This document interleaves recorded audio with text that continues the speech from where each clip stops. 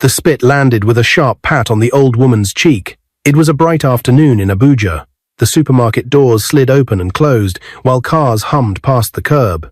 Olivia stepped out of the black Bentley in an expensive Ankara and high heels. Beside her stood her husband, Sam Okechukwu, young billionaire, cool in a white kaftan. The man news stations followed like a star. In front of them sat a small wheelchair, and in it, an old woman with grey hair wrapped in a faded blue lace. Her hands shook over her blanket. Her eyes were old but clear. "Be careful with this woman," the old woman said softly, pointing a trembling finger at Olivia. "Her greed may destroy you." Olivia did not think. She leaned down, anger burning hot and fast, and spat on the beggar. "You witch," she hissed. "Don't bring your evil near my home." The crowd froze. The supermarket guard stared. Even the wind seemed to pause. Sam's face changed from calm to confused, then to something like pain. The old woman wiped her cheek slowly. She did not beg. She did not cry. "You cannot hide, young woman," the beggar said. Then she turned her face to Sam. "Sir, this is hard to say, but I must say it. The truth is better than silence. Your wife is planning to take your life. The company documents you have been looking for are in her handbag. She called a man this morning, Django, to finish the job. When you leave this place." The air cracked. Sam's heartbeat pounded in his ears. He reached for Olivia's bag. She tried to pull it back, but he was faster. Papers slid out. The top page bore his company's seal and red stamp. "Confidential." Sam's eyes grew wide. "Olivia," he said, voice low. "What is this?" I can explain," she stammered, knees shaking. Then her phone lit up. The screen flashed a name that made the guard's eyes widen too. Django. The call rang once, twice. Sam lifted his head and stared at Olivia. The phone rang a third time. Hours earlier, sunlight had poured through the tall windows of the Okechukwu mansion. Marble floors, a wide staircase, framed awards on the wall. Sam tied his watch and smiled at the framed photo of his late parents. He had worked hard to honor them, keeping the company honest, sponsoring tech hubs in local schools and giving jobs to young people who only needed a chance. Olivia walked in like a soft perfume. She placed a hand on his shoulder and kissed his cheek. "Supermarket first, then the bank?" she asked. "Yes," he said, checking his files. "But I can't find the early contract draft from the board." "Oh, maybe you left it at the office," she said lightly. "Don't worry, you're always careful." He shrugged, trusting. "Let's go." In the car, the driver hummed quietly. Outside, Abuja moved in glossy lines and busy color. Olivia scrolled her phone with a hidden smile. She had been different lately, sweet in public, sharp in private. Sam had noticed the small things, the cold eyes when staff made tiny mistakes, the long phone calls at night, the sudden interest in the company's safe.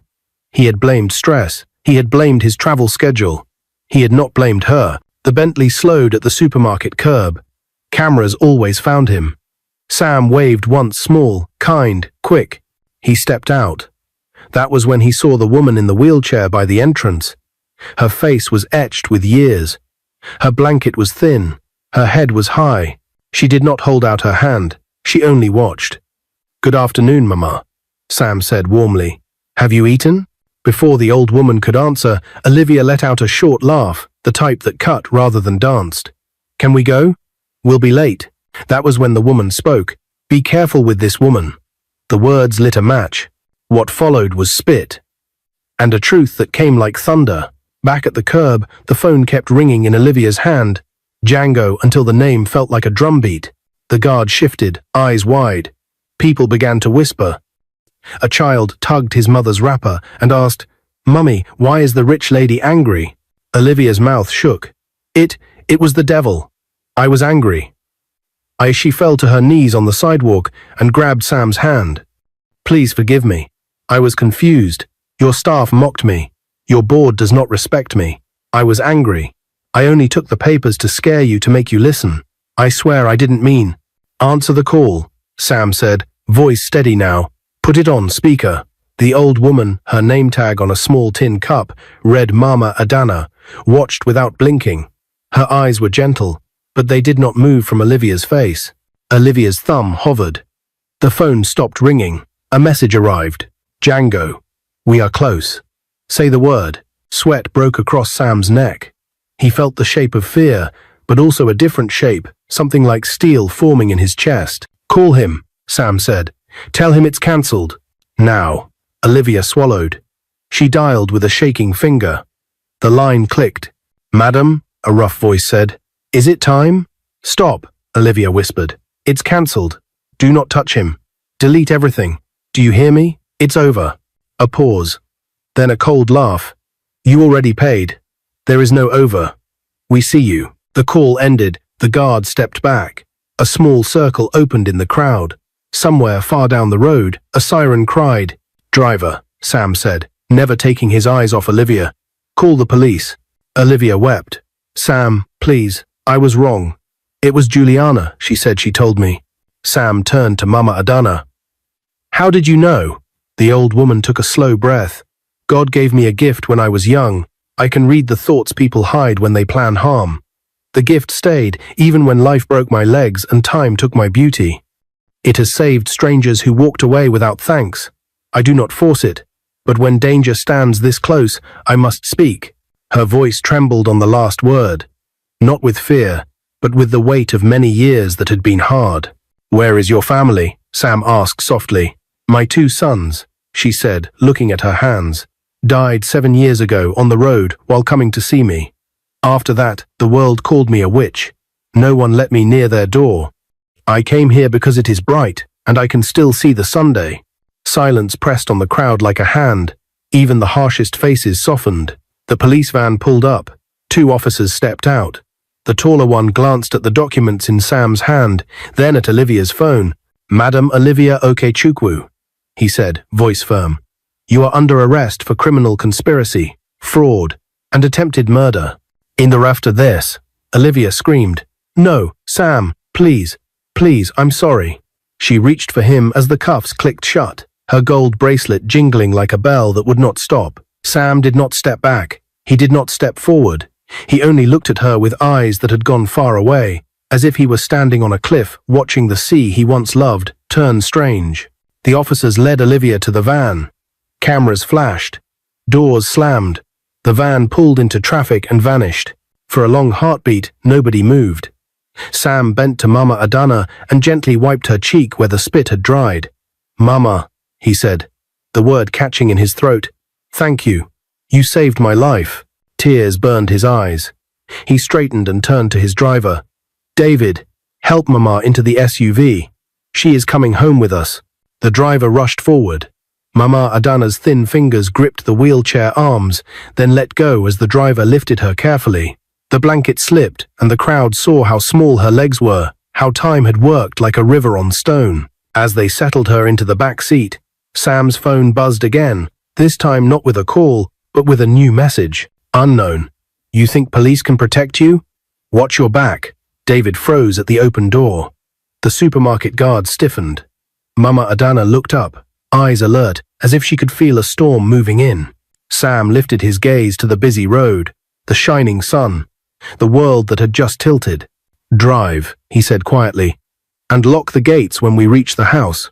The SUV pulled away from the curb. Shadows slid across the window glass like dark hands. Behind them, at the supermarket entrance, a man in a black cap stepped out of a small car and raised his phone to take a photo of the license plate.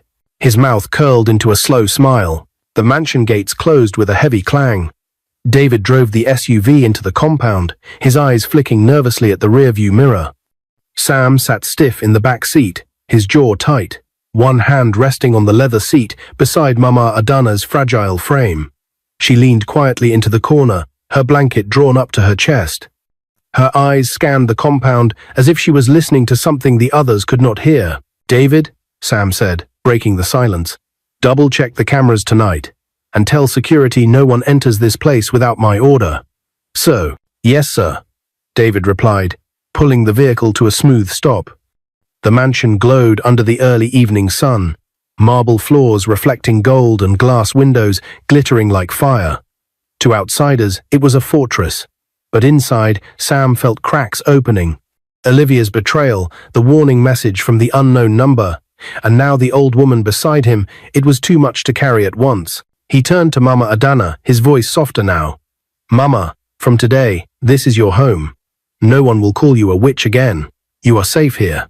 She studied him, her wrinkled face calm but unreadable. You are kind, Sam, she whispered. But kindness often draws enemies. Do not think it is over.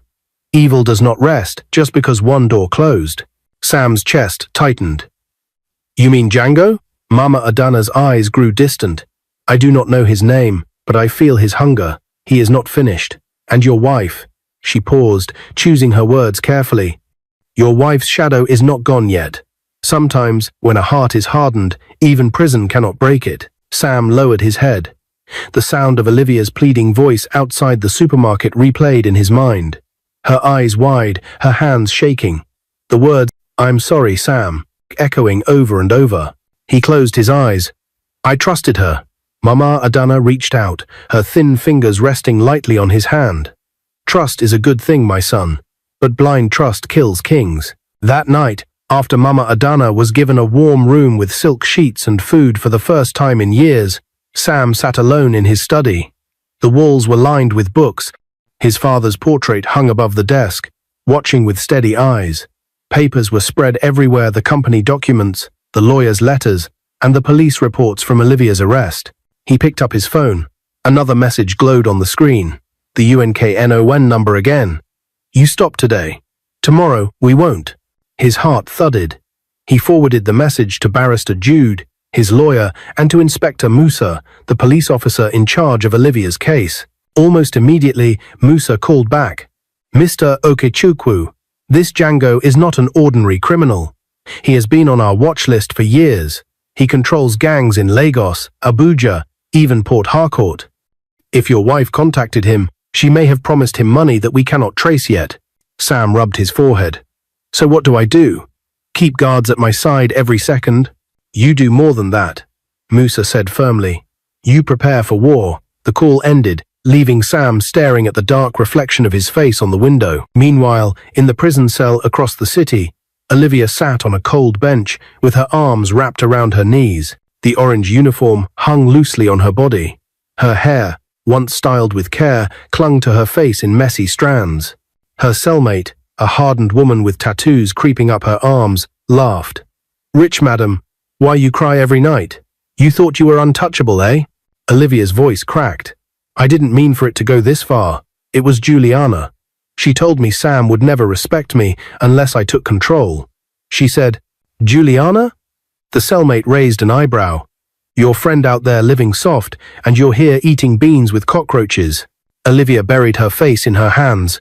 She remembered Juliana's words clearly. Asterisk, don't be weak, Olivia. Men only respect fear. Take what you want. Show him you are not just his wife. You are power. Asterisk. She thought it was strength. But now, it felt like poison. Still, in the corner of her heart, another feeling grew. Anger. Anger at Sam for exposing her, at Mama Adana for revealing the truth, and at herself for failing. The anger whispered, this is not the end. When you leave here, you will make them pay.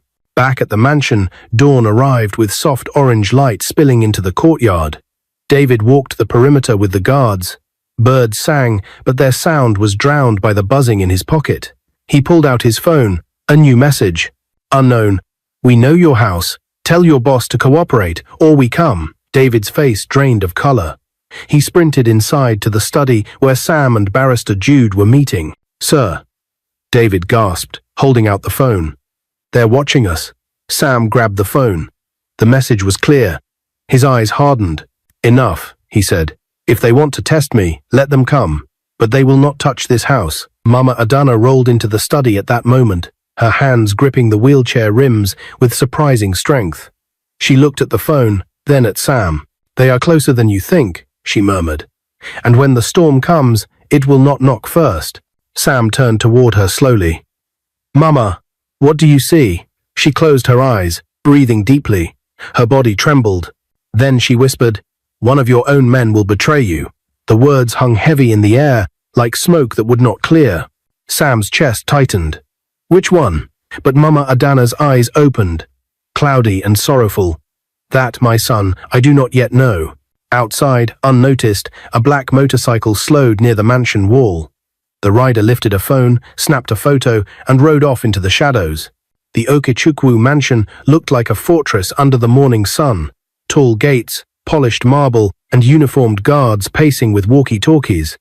But inside, Sam's heart was restless. Mama Adana's words echoed. "One of your own men will betray you." It was a warning he could not shake. Sam paced the study, his lawyer, Barrister Jude, watching silently. David, loyal and steady, stood near the door, his face pale from the threats that had appeared on his phone. "Sir," Jude said carefully, "you cannot ignore this.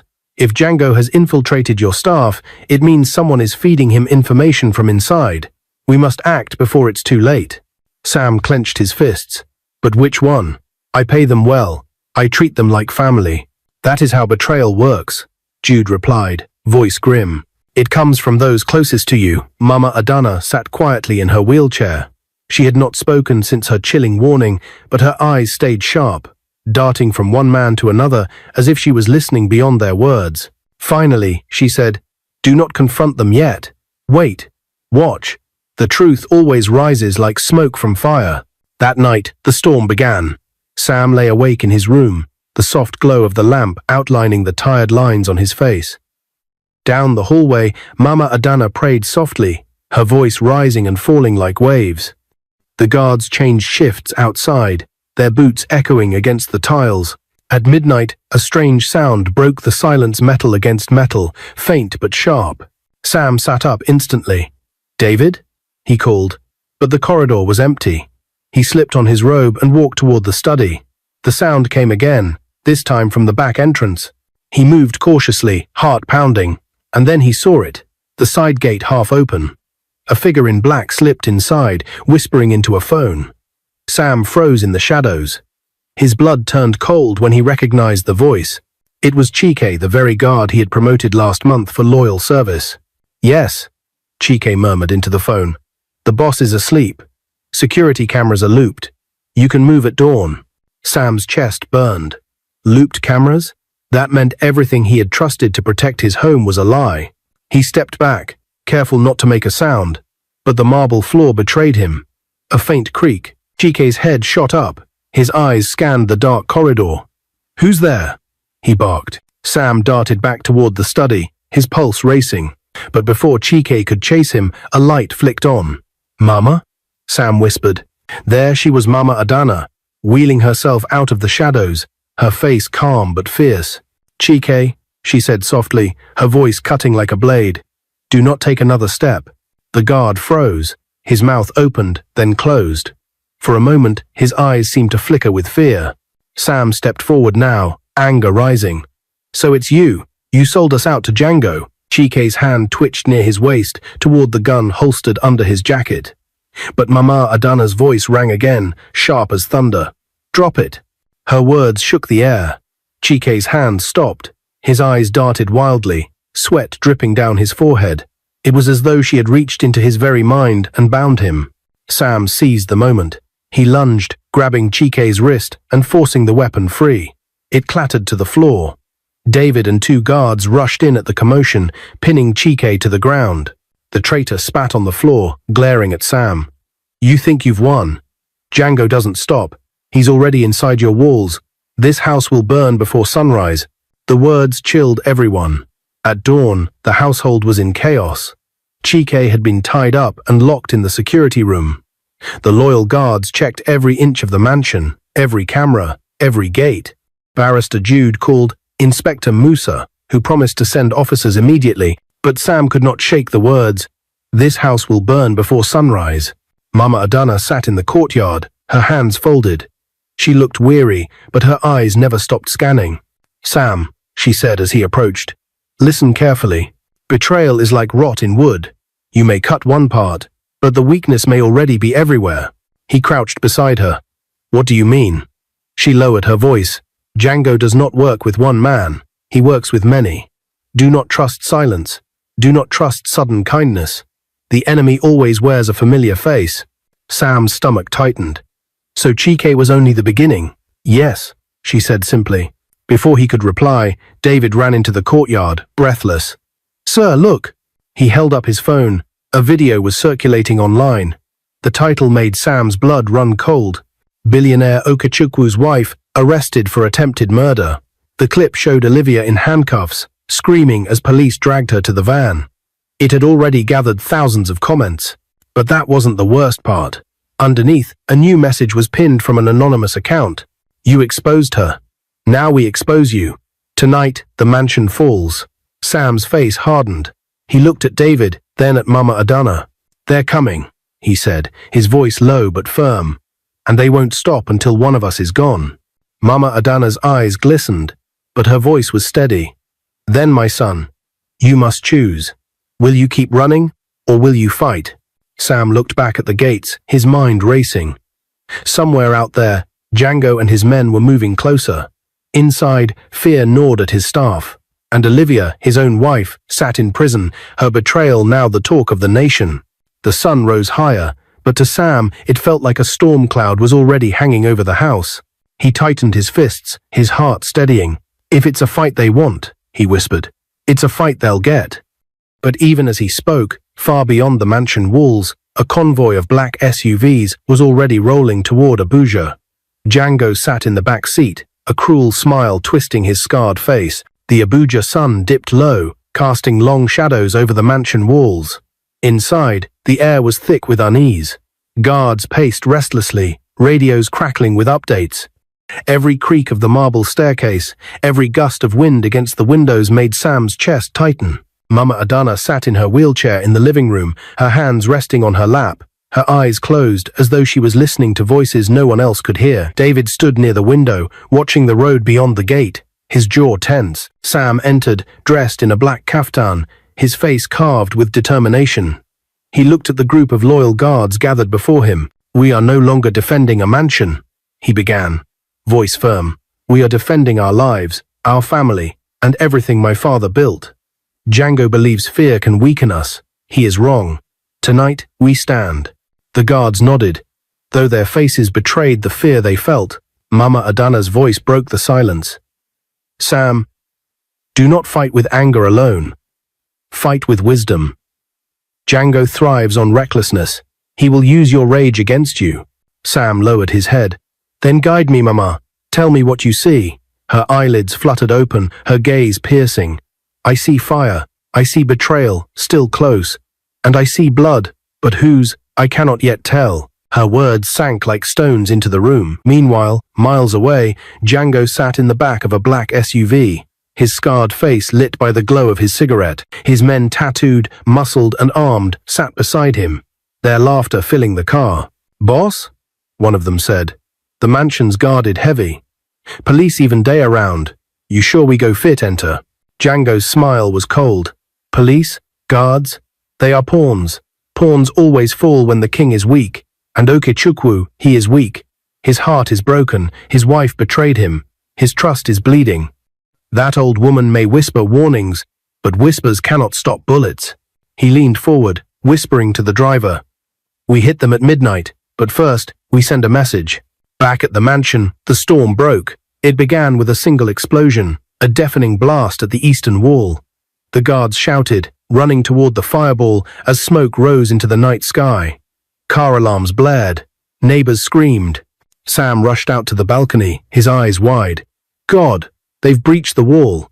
David ran up the stairs, rifle in hand. Sir, get inside. They're testing us, just a warning shot. Before Sam could move, his phone buzzed. Another message. The unknown number. This is only the beginning. Surrender, or everyone inside dies tonight. His knuckles whitened around the phone. He turned to David. Strengthen the gates. Call Inspector Musa. Tell him we need backup now. David hesitated. Sir, what if the police don't come in time? Sam's eyes hardened. Then we hold this ground with our own blood. The night deepened. Inside the mansion, the family gathered in the safe room. Sam, Mama Adana, and a few servants trembling with fear. Mama Adana prayed softly, her words rising like a shield. Sam sat with his gun across his lap, his heart pounding. He could hear the guards outside shouting commands, the crackle of radios, the barking of dogs straining at their chains. Then the sound came, motorcycles. Dozens of them, roaring like thunder, as they surrounded the estate. Their headlights flashed against the high walls, throwing wild shadows into the compound. David burst into the safe room. "Sir, they're here." Sam stood. "Keep Mama safe. I'll handle this." But Mama Adana's voice cut across the room, sharp and commanding. "No, Sam. If you step outside in anger, you will fall into their trap. You must listen." He froze, torn between fury and faith. Mama Adana wheeled closer, her eyes blazing with something more than human strength. "Your father's blood runs in your veins. He was not a man who bowed to fear. But remember, victory is not in the gun. It is in knowing the enemy's heart before he strikes." Sam breathed deeply, steadying himself. "Then tell me, Mama, what do you see in Django's heart?" She closed her eyes. The room fell silent, except for the hum of the generator. When she spoke again, her voice was trembling. "I see darkness. I see hunger, not for money, not for blood, but for revenge. Sam, Django does not fight you because of Olivia's money. He fights you because of your father. Something happened long ago. Something buried." Sam's eyes widened. "My father?" Before she could answer, a voice boomed outside the gates. "Okichukwu, come out and face me like a man." The voice was harsh, commanding, filled with venom. It was Django. The guards stiffened. David raised his gun, sweat dripping from his temple. Sam gritted his teeth, his mind racing. This was no longer just a fight for survival. It was a war with roots deeper than he had imagined. At the gates, Django stood tall, his men flanking him. His scar caught the moonlight, making his face look monstrous. "Bring me Okachukwu," he roared, "or I will burn this mansion to ashes." The guards aimed their rifles from the walls, but none dared shoot. The man radiated a fear that froze them. Inside, Sam loaded his weapon, his heart pounding with rage and confusion. "What does my father have to do with this?" he demanded, turning to Mama Adana. Her face was pale, her voice breaking. "Because Sam, Django is not just your enemy, he is your blood." The words struck like lightning. Sam staggered back, disbelief etched across his face. "My blood?" Mama Adana nodded slowly, tears in her eyes. "Django is your half-brother, the son your father abandoned." The room fell silent. Outside, Django's laughter split the night, cruel and thunderous. The storm that had rattled the Okachukwu mansion finally passed. Django was captured after a fierce confrontation with the police, and the truth of his hidden blood tie to Sam burned in headlines across the nation. Yet for Sam, the greater storm was not Django's violence, but the betrayal he had lived through the wound of Olivia's treachery. Now, in the quiet that followed, the pieces of his life began to move into place again, though not without pain. Inside her prison cell, Olivia's days bled into nights, and her nights into endless dawns. She would sit on the narrow bunk, her knees drawn up to her chest, staring at the cracked wall. The orange uniform felt heavier with each passing day. She thought about the nights she had crept into the kitchen to make those secret calls. She thought about Django's voice, promising her power and control. She thought about the moment she spat on Mama Adana at the supermarket, blind with pride and anger. Now she had nothing. At first, she clung to hope that her best friend Juliana would visit. Juliana had been the one whispering in her ears, pushing her to believe Sam would never respect her unless she took charge, unless she showed him she was ruthless. But weeks passed, and Juliana never came. No visits, no letters, not even a message through the prison guards. One night, Olivia asked her cellmate, "Do you think she has abandoned me?" The woman gave her a long, pitying look. "Rich woman, listen. Friends in pleasure vanish in pain. If she pushed you into fire, why expect her to pull you out?" The words cut deep. Olivia realized, perhaps too late, that Juliana had used her. The same friend she trusted had disappeared into the shadows while she was left in chains. That night, Olivia cried until her throat was raw. For the first time, she whispered a prayer not for freedom, but for forgiveness. Meanwhile, life outside the prison moved on. One quiet morning, Sam walked into his company headquarters, still weary from the battles of the past months. He wore a navy blue suit, his face thoughtful. In the lobby, a familiar figure stood nervously, holding a resignation letter in her hand. "Juliana?" Sam asked, his brows furrowed. She turned. Her face carried shame, but also determination. "Mr. Okachukwu, I need to speak with you." Sam studied her for a long moment. He remembered her as Olivia's closest friend, the one who had been in and out of his house, whispering advice into his wife's ears. "What do you want?" His voice was cold. Juliana took a deep breath. "I was wrong. I gave Olivia dangerous counsel. I thought I was helping her, but I see now I was feeding her destruction. I can't stay where I am. I've resigned from my old job. Please, give me a chance to work under you. Let me prove I am not your enemy." Sam almost laughed. "You expect me to trust you? After everything?" Her eyes glistened. "I don't ask for trust. I ask for mercy. Give me work, even if it is at the bottom. I will earn my place." Something in her tone struck him. For months, he had seen faces twisted by greed. But Juliana's face now carried only guilt and humility. He nodded slowly. "Very well," he said. "But understand this. One mistake, and you will never stand near me again." She bowed her head. "I accept." Weeks turned to months. Juliana worked tirelessly in Sam's company. She started as a junior staff in administration, handling files and learning the ropes. To everyone's surprise, she was diligent, humble, and sharp-minded. Sam began to notice her commitment. She stayed late at night, finishing reports. She treated everyone with respect, from cleaners to managers. She did not chase glamour anymore. She chased growth. One afternoon, Sam called her into his office. She entered nervously, clutching a file. "You've grown," Sam said simply. "Your work has not gone unnoticed. From today, you'll assist me directly in management." Juliana gasped. "Thank you, sir. I won't fail you." He studied her. "Don't thank me. Thank yourself. You are becoming someone new." She left with her heart beating fast. For the first time in years, she felt clean. When Sam finally brought Juliana to the mansion, many of the staff were surprised. Some whispered, "Is this not the same friend of Madame Olivia?" But Mama Adana received her differently. The old woman sat in her wheelchair at the center of the living room, her wrinkled face calm. Juliana knelt before her, tears in her eyes. "Mama, I was a bad friend. I misled Olivia. I poisoned her heart. I don't deserve to be here." Mama Adana reached out, her fingers light on Juliana's bowed head. "Child," she whispered, "every sinner has a road to repentance. You chose yours. Rise and do not look back." Juliana wept openly. For the first time, she felt a mother's blessing, a blessing she never received in her own home. Sam watched quietly, something stirring in his heart. As months passed, Sam and Juliana's working relationship blossomed into friendship. They laughed in meetings, shared late-night strategies, and gradually, trust grew between them. One evening, after a long day, Sam invited her to dinner at the mansion. Mama Adana joined them. Her smile was gentle as she watched the two young people speak. When Juliana laughed at one of Sam's jokes, Mama Adana's eyes twinkled. She leaned toward Sam later and whispered, "My son, sometimes healing comes not in medicine, but in companionship." Sam said nothing, but her words lingered. Soon, his heart began to beat differently when Juliana entered a room. And Juliana, though cautious, felt the same spark. It was under the soft glow of candlelight in the mansion garden that Sam finally spoke. "Juliana," he said, holding her hand, "you came into my life when I was broken. You helped rebuild what I thought was lost.